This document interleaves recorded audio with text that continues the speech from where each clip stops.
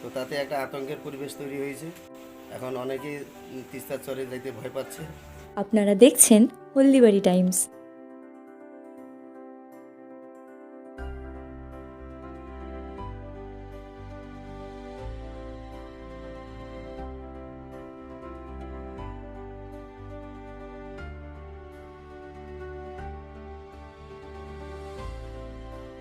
আজকে 40-এর নিচতর যে চর, সেই চরে একটা বাঘের ভিডিও আমার কাছে আসে।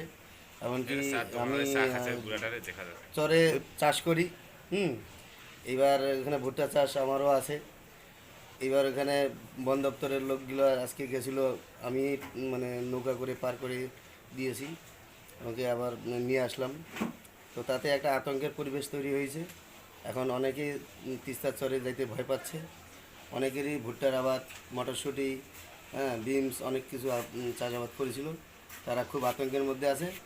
আমি বন দপ্তরের কাছে রিকোয়েস্ট করব যাতে খুব তাড়াতাড়ি বাঘটাকে ধরার চেষ্টা করা হয়, হ্যাঁ, যাতে মানুষের আতঙ্কটাকে কাটিয়ে তোলা হয়।